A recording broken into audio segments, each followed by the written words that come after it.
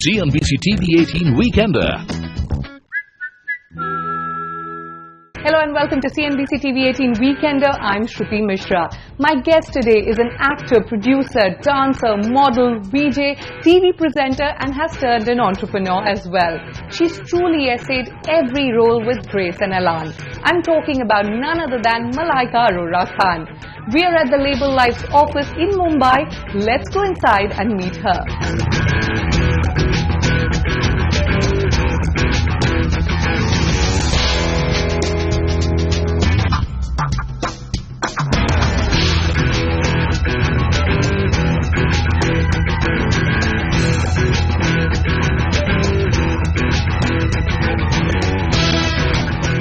Malaika, thank you so much for joining us on CNBC-TV18 Weekender. You're one of the many talented people who've made it in the showbiz on your own. You had no connections whatsoever. How was life growing up? I know that you were independent since a very early age. In fact, you took care of your sister Amrita. I wouldn't say I took care of her, but I guess that came out of a necessity because my mom was working. So I guess like they call us latchkey kids. That's what it is. If your parents are working and you have no choice but to then come home and fend for yourself and all of that. Not that I think that's what probably made me the person that I am today, and I feel I can take on any situation. I think I'm very independent, so to speak. How was life growing up? Was it tough? Was it like a normal, I think you were staying in suburban Thane, right? I was born and brought up, I schooled in Thane, and I then moved later to Chembur and finished my final schooling over there. But like you said, a typical middle class family with working parents, and as you say, every day is a bit of a struggle, but never did my parents ever make us feel. I would say my mom. I think she's the one who's been the driving force behind us and constantly looking over us and taking care of us. And we believe you were a complete tomboy when you were growing up, right? And can you share with us some incidents, some anecdotes from your childhood? I was nothing like this, like you see over here, all prim and poised over here. I was nothing like this as a kid. I was a complete, paradox of what I am today. So yes, extremely tomboyish, would fight with all the boys, would beat them up if they said anything, God forbid if they said anything to me or my sister, that was the end. So and I liked it because I felt that was my way of, it was my shield, it was my way of protecting myself from the rest of the world. So I guess that's probably why I felt that I needed to be a little tomboyish. And my dad used to always say that because I am the firstborn, so he used to always make me feel like, ladka hai ghar ka. So that's probably where it came from. So you started your dance training very early. You were, I think, 4 years old. You learned ballet and Bharatanatyam.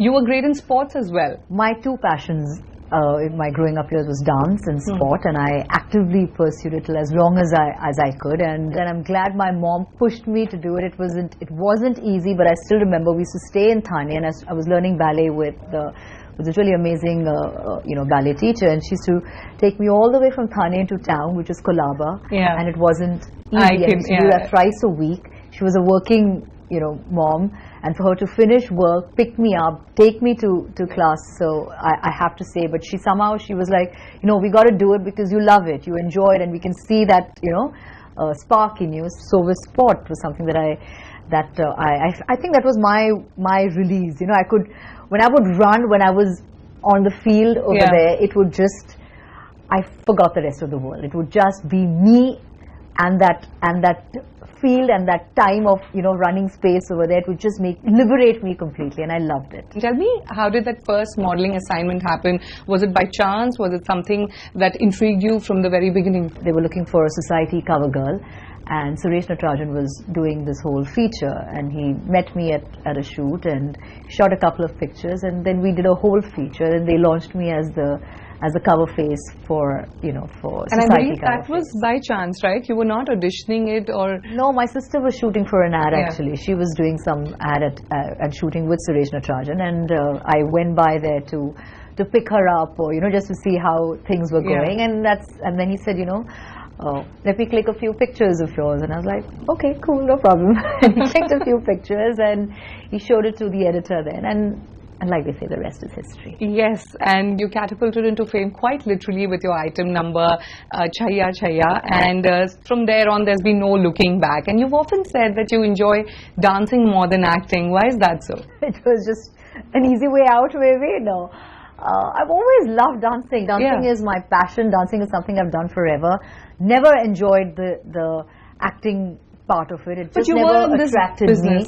But just never, you know, like how every time you talk to somebody who's in the business, who's acting, you can see they live, breathe, eat, sleep, acting. I never felt like that. It just didn't motivate me. It didn't excite me. It did none of the above. So, you know, and somehow I just found it a little too not my cup of tea. Malaika, an actor's life is marred with controversies. People write negative things and reviews about you, and also often get into your personal space. How do you react to this? I'm thick-skinned, so... Well, sometimes it does. Sometimes it bothers me. Sometimes it gets to me. I'm not really somebody who sits and clarifies. You'll never really ever hear me clarifying things. Or maybe that's probably why my silence is probably taken for granted. But I guess with time, you just kind of learn to deal with things. You just kind of, like I said, you become thick-skinned. You kind of overlook a lot of it. You know, hear from here and it's out there. All right, on that note, it's time for us to take a short break. When we return, we ask Malaika about living the label life. Stay tuned, we'll be right back. CNBC-TV18 Weekender.